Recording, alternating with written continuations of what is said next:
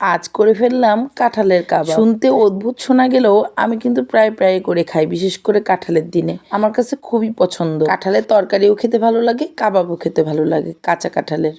তাই তো প্রথমে আমি কাঁঠালগুলো সিদ্ধ করে নিয়েছি কেটে, তারপরে যত ধরনের মশলা, গুঁড়া মশলা, গরম মশলা, তারপরে লবণ, হলুদের গুঁড়া, ধনিয়ার গুঁড়া, রসুন বাটা, কর্নফ্লাওয়ার 2 চামচ দিয়েছি, এখানে পেঁয়াজ কুচি, কাঁচামরিচ কুচি, তারপরে হচ্ছে একটু সামান্য আটাও দিয়েছি 2 চামচের মতন। এখন লবণও দিয়েছি। এখানে আমি হচ্ছে এখন হলো ভালো মতন করে এটা দিতেছি আটার, ওই যে আটা চাল মানে এমনি আটার দিছি এটাতে। তারপরে এখন আমি এই যে মেখে নিলাম, নিয়ে এখন তো একটা করে ভেজে নিব অল্প আঁচে, বেশি আঁচ দিইনি, অল্প আঁচে ভেজে নিব। কাঁঠালের মানে আমার কাছে মনে হয় কি, মানে তোমরা বললে পরে মানে যদি করে খাও মনে করবা যে আসলেই মজা। এটা কোনোভাবেই মনে হয় না যে এটা কাঁঠালের বড়া, মানে কাঁচা কাঁঠালের বড়া।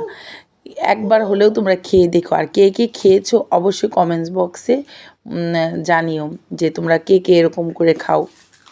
আমার কাছে তো বড়ই ভালো লাগে। এভাবে কিন্তু ভেজে তরকারিও রান্না করা যায়, আলু পটল দিয়ে রসা করে রান্না করা যায়, কিন্তু আমি কাবাব রান্না করেছি এরকম করেই। মানে এটার সাথে তোমরা ইচ্ছা করলে বিস্কিটের গুঁড়া দিয়ে ওই যে কোট করে নিতে পারো ডিমে চুবিয়ে, কিন্তু ওইভাবে আমি করিনি। এইভাবে করলে আমার কাছে মজা লাগে বেশি। ওইভাবে করলে একটু মানে উপর দিয়ে আরও বেশি মচমচে হয়।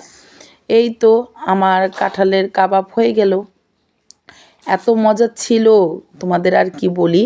আমি কিন্তু ভাত দিয়ে খেয়েছি, এমনিও খাওয়া যায়, কিন্তু আমি ভাত দিয়ে খেয়েছিলাম। বুটের ডাল রান্না করেছিলাম আর এই তো কাবাব রান্না করেছিলাম। ধন্যবাদ।